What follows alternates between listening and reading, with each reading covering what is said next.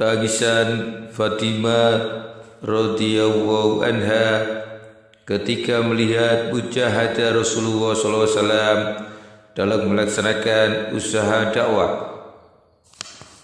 Dikeluarkan oleh Tabrani dan Abu Nuaim dalam kitab Al-Hilyah, juga Al-Hakim dari Abu Sa'labah Al-Khushani, katanya Rasulullah SAW baru saja kembali dari suatu peperangan. Kemudian beliau memasuki masjid dan mengerjakan sholat 2 rakaat. Itulah kebiasaan beliau apabila pulang dari suatu perjalanan, yaitu masuki masjid, melaksanakan sholat, kemudian mengunjungi putrinya yang bernama Fatimah radhiyallahu anha dan istri-istrinya. Pada suatu hari Rasulullah SAW pulang dari suatu perjalanan, kemudian singgah di rumah Fatimah radhiyallahu anha. Sebelum menemui istri-istrinya, Fatimah radhiyallahu anha menyambut kedatangan baginda dan mencium wajahnya, tetapi kemudian menangis. Rasulullah SAW bertanya, "Mengapa engkau menangis?" Fatimah radhiyallahu anha menjawab, "Wahai Rasulullah, aku melihat warna kulitmu telah berubah menjadi kelam dan pakaianmu menjadi kusam." Rasulullah SAW bersabda kepadanya, "Ya Fatimah, janganlah engkau menangis. Sesungguhnya Allah telah mengutus ayahmu dengan suatu urusan yang tidak akan tinggal satu rumah pun di muka bumi ini, baik di kota ataupun di desa, melainkan Allah memasukkan ke dalamnya kemuliaan atau kehinaan, sehingga agama ini tersebar sampai ke daerah yang dicapai oleh malam." Tangisan Umar radhiyallahu anhu karena mujahadah seorang rahib diriwayatkan oleh Baihaqi, Ibnu Mundir dan Al-Hakim dari Abu Imran Al-Jauni. Katanya Umar pernah berjalan di depan seorang rahib. Ia berhenti seraya memanggil si rahib itu. Maka dikatakanlah mengenai Umar, ia adalah Amirul Mukminin. Si rahib pun tampil dalam keadaan yang sangat susah payah serta meninggalkan segala kesenangan dunia. Ketika Umar radhiyallahu an melihat keadaan rahib itu, ia menangis karena tersentuh hatinya. Kemudian diberitahukan kepadanya dia adalah seorang Nasrani. Umar radhiyallahu an berkata, "Sesungguhnya aku tahu bahwa dia seorang Nasrani, tetapi aku merasa kasihan kepadanya. Aku teringat pada firman Allah SWT yang berbunyi, Amilatun nasibah tasla narun hamiyah." Bekerja keras lagi kepayahan memasuki api yang sangat panas, yakni neraka. Quran surat Al-Ghashiyah ayat 3 dan 4. Aku merasa sayang dengan kelelahan dan kepayahannya, sedang dia sendiri dalam api neraka akhirnya. Demikian tersebut dalam Al-Khas Al-Umal Juz 1 halaman 175. Hadis Tamim Ad-Dari dalam menyebarkan dakwah Islam diriwayatkan oleh Ahmad dan Tabrani dari Tamim Ad-Dari radhiyallahu an. Katanya, aku mendengar Rasulullah SAW bersabda, usaha dakwah ini akan tersebar mencapai tempat yang terjangkau oleh malam dan siang. Allah tidak meninggalkan satu rumah pun, baik di kota atau di desa, melainkan Allah akan memasukkan agama ini ke dalamnya dengan kemuliaan atau kehinaan, yakni jika mereka menolak, sehingga dengan kemuliaan itu Allah akan memuliakan Islam dan pengikutnya, serta Allah akan menghinakan orang-orang kafir.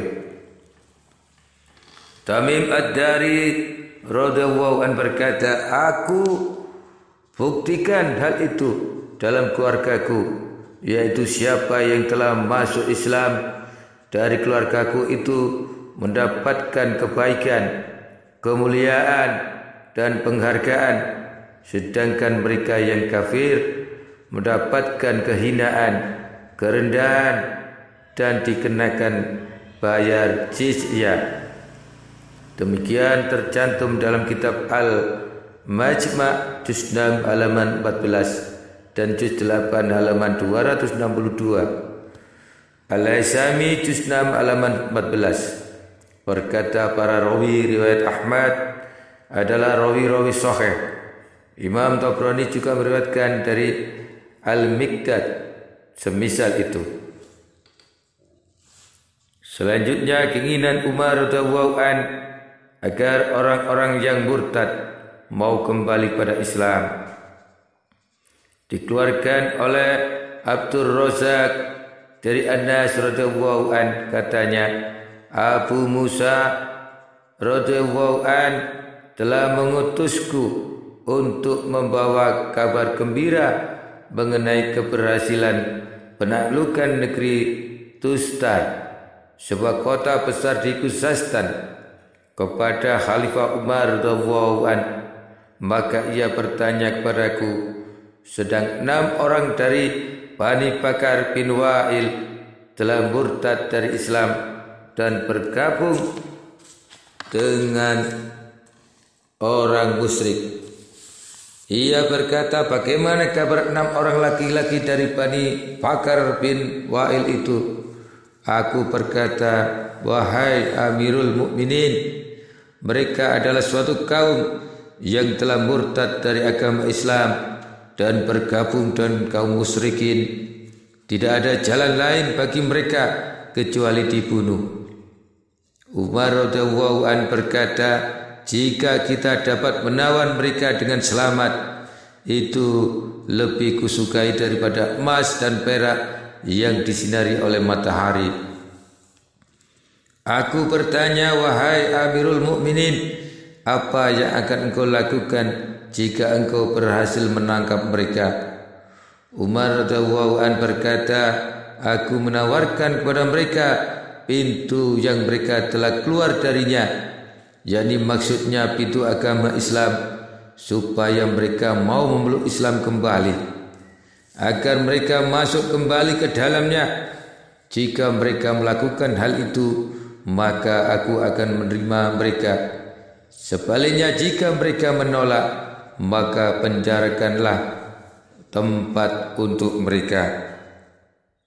Demikian terdapat dalam kitab Al-Khans Al-Ummal juz 1 halaman 79. Juga diriwayatkan oleh Al-Baihaqi juz 8 halaman 204 dengan makna sama. Diriwayatkan oleh Imam Malik, Syafi'i, Abdul Razak dan Abdul Ubaid di dalam kitab Al-Gharib, serta Baihaqi dari Abdurrahman Al-Qari, katanya seorang lelaki utusan Abu Musa radhiyallahu an menemui Umar bin Al-Khattab radhiyallahu an. Kemudian Umar bertanya kepadanya mengenai hal ikhwal orang banyak. Lelaki itu pun memberitahukannya. Umar radhiyallahu an bertanya lagi kepada lelaki itu, ada kabar baru dari negeri jauh? Lelaki itu menjawab, ya, ada seorang lelaki menjadi kafir lagi setelah memeluk Islam. Kata Umar radhiyallahu an, apakah yang kamu lakukan terhadapnya? Kami telah memenggal kepalanya, jawab orang itu. Umar radhiyallahu an bertanya kembali, apakah kamu telah menahannya selama 3 hari, memberinya roti selama 3 hari, dan memintanya supaya bertaubat? agar ia mau bertaubat dan kembali kepada perintah Allah. Ya Allah, sesungguhnya aku tidak hadir ketika itu, tidak memerintahkannya dan tidak ridho atas apa yang mereka lakukan bila kabar itu sampai kepadaku sebelumnya. Di dalam riwayat Musaddad dan Ibnu Abdul Hakam dari Amr bin Shu'aib dari ayahnya, dari kakeknya, katanya Amr bin Al-As radhiyallahu an telah menulis pada Umar radhiyallahu an menanyakan mengenai seorang lelaki yang telah memeluk agama Islam, kemudian kufur kembali, kemudian memeluk agama Islam lagi dan kufur kembali hingga ia berbuat hal itu berulang kali, apakah keislamannya diterima? Maka Umar menulis surat kepada Amr bin Al-As radhiyallahu an supaya menerima keislamannya sebagaimana Allah menerimanya. Katanya, terimalah Islamnya itu selama Allah menerimanya dari mereka. Tawarkan lagi Islam kepadanya. Bila ia mau menerimanya, biarkan ia. Tapi bila ia tidak mau menerimanya, maka penggalah lehernya.